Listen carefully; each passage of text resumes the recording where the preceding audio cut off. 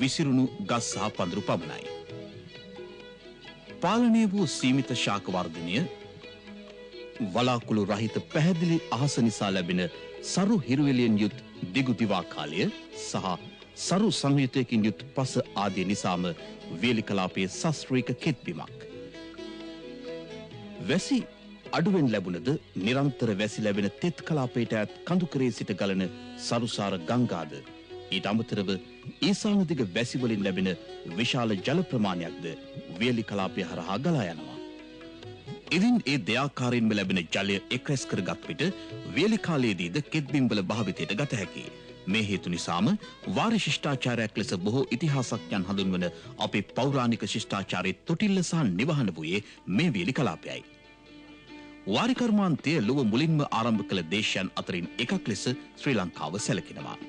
ලිඛිත ඉතිහාසයේ සඳහන් හඳුනාගත හැකි පැරණිම වැව ලෙස සැලකෙන්නේ ක්‍රිස්තුපූර්ව 5 වන සත වර්ෂයේදී කරවන ලදැයි විශ්වාස කරන බසවක්කුළම වැවයි. මේ වැව ඉදිකිරීමට පදනම් කරගෙන ඇති තාක්ෂණය කෙතරම් සංකීර්ණ දෙයක් ශ්‍රී ලාංකිකයන් විසින් ඉදිකරන ලද වැව මෙයවිය නොහැකියයි සිතන තරම්.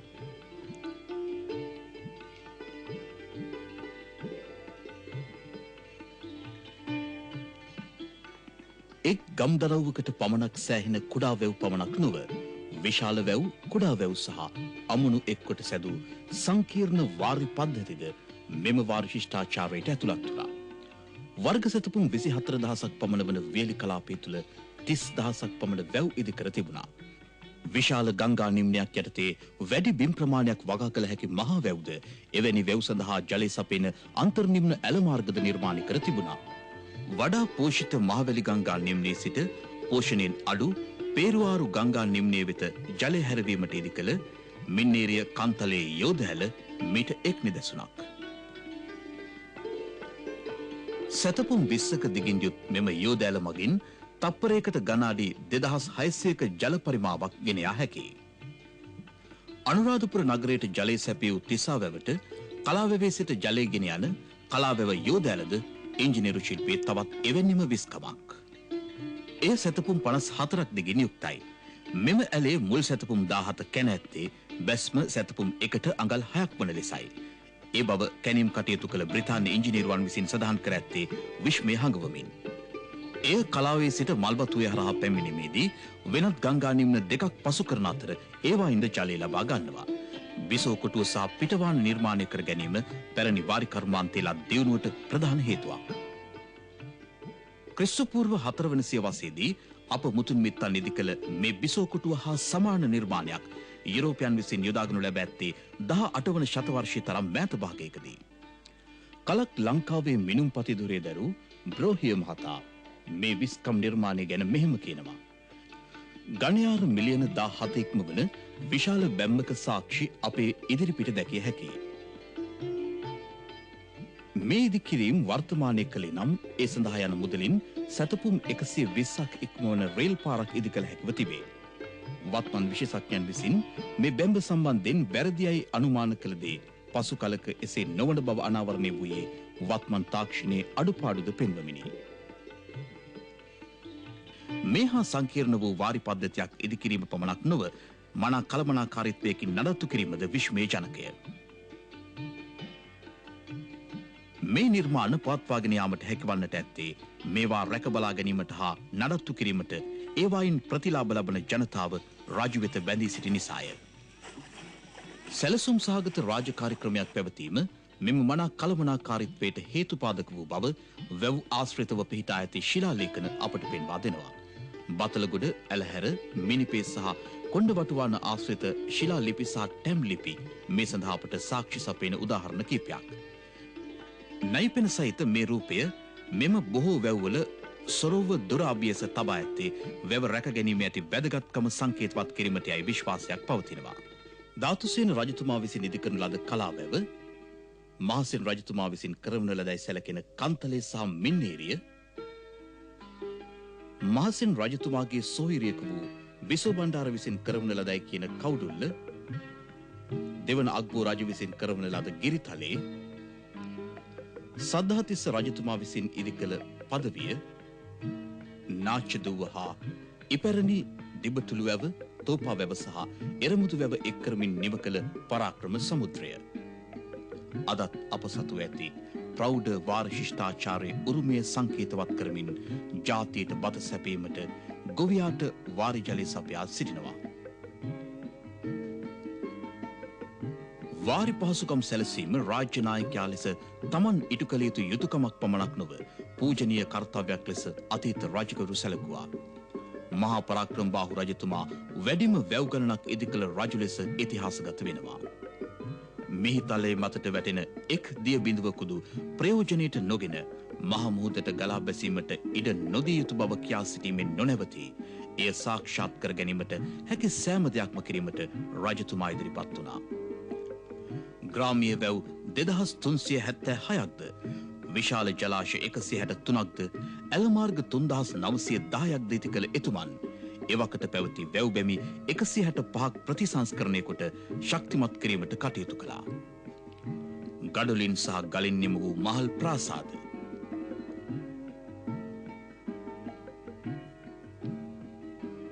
පොකුණු වලින් සැරසුණු අලංකාර උද්‍යාන, විශාල වෙහෙර විහාර, සියුම් කැටයම් සහිත බුද්ධ ප්‍රතිමා, ආහාරයෙන් ස්වයංපෝෂිත වූ දේශයක ශ්‍රී විභූතිය විදහා පින්වන සාක්ෂි ලෙසට අදටත් ඉතිරිව පවතිනවා.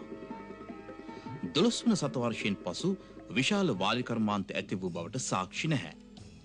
විටින් විට රටපෙළු විශේෂයෙන් ඉන්දියාවේ විවිධ පළාත් වලින් පැමිණි සතුරු ආක්‍රමණ හේතු කොටගෙනද 1505න් පසුව සිදු වූ බටහිර ජාතීන්ගේ ආක්‍රමණයන් හේතු කොටගෙනද වාරි කර්මාන්තයට හානි පැමිණුණා.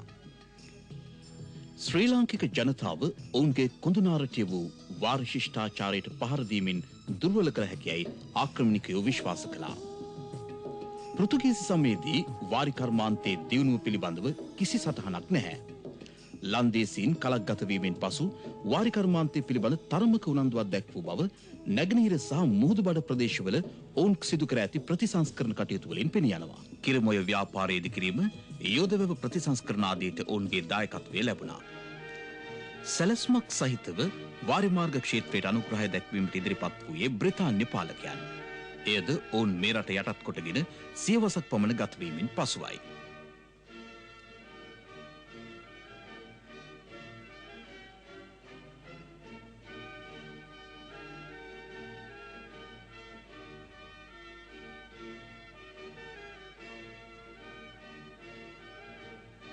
විශේෂයෙන් 1848 කැරැල්ලෙන් පසුව වාරි කර්මාන්තයේ තවදුරටත් අතහැර දමා තිබීම සුවදායක නොවන බව ඕනට තේරුම් ගියා.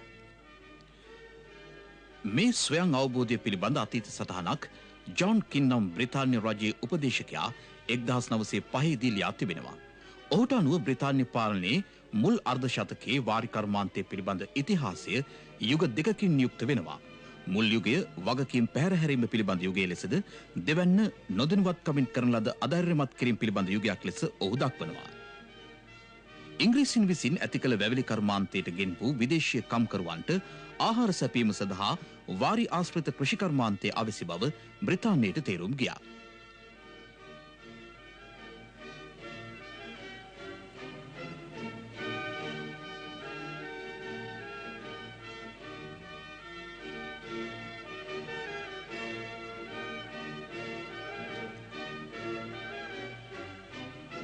වාරි කර්මාන්තයේ මූලිකව ගොඩනැගී තිබූ ග්‍රාම්‍ය ආර්ථිකය හා ජන ජීවිතය අඩාල වීමට තමන්ද වගකිව යුතු බව ඔවුන් වටහා ගත්තා.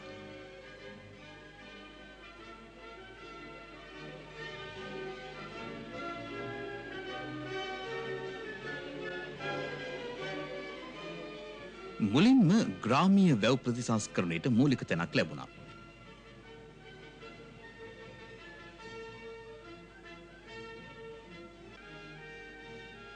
ඉන් අනතුරුව නටමුන්ව ගොස් තිබූ වාරි පද්ධති පිළිබඳ ක්‍රමවත් අධ්‍යයනයක් කිරීමට ආරම්භුණා.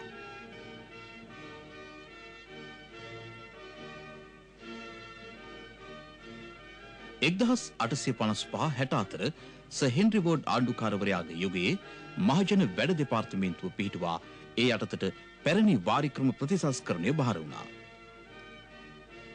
අතීත රජවරුන් විසින් නිර්මාණය කරන ලද විශ්මයජනක වාරි ක්‍රම හා ඒ පිටුපස තිබූ වටිනා තාක්ෂණය පිළිබඳ කරුණු සොයා බැලීමට ඔවුන් උත්සුක වුණා.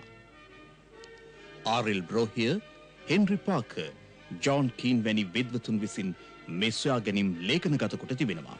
පැරණි රජදරුවන් නිදි කළ සමහර ජලාශවල ජලය කෙලින්ම කුඹුරුවලට නිකුත් කළේ නැහැ. සොරුවෙන් ජලය මුදාහරිනු ලබන්නේ ගඟටමයි. ගඟේ පහළ ස්ථානයක ඇති අමුණකින් මේ ජලය කුඹුරුවලට ගෙන යනවා. මේ සැකසීමට හේතුව අමුණින් ඉහළ කුඹුරු නැතිවීමයි.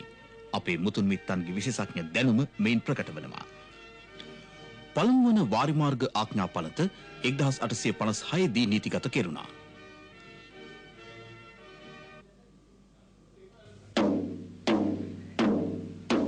අසව් ශ්‍රී බුද්ධ වර්ෂ 2532 වෙන්නේ බිනර මාස පුර දේවකලත් ගුරු දින පනවන ලද වාරිමාර්ග ආඥා බ්‍රිතාන්‍ය කිරුළ යටතේ නැවත නීතිගත කිරීම මෙයින් අපේක්ෂා කෙරුණා.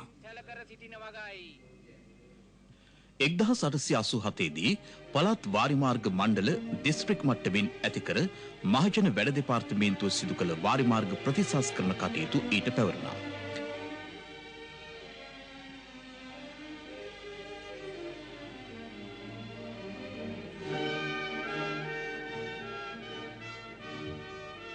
ග්‍රාමීය මට්ටමේදී වතුර බෙදා හැරීම සහ නඩත්තු කටයුතු සිදු කරන ලද්දේ දෙසාපතිගේ අධීක්ෂණය යටතේ කටයුතු කළ ගම්මුලා දෑනියා විසිනි. රටපුරා බලපෑත්වෙන ප්‍රතිපත්තිමය කරුණු ආණ්ඩුකාරවරයාගේ සහභාගීත්වයෙන් පැවති මධ්‍යම වාරිමාර්ග මණ්ඩලය විසින් තීරණය කෙරුණා.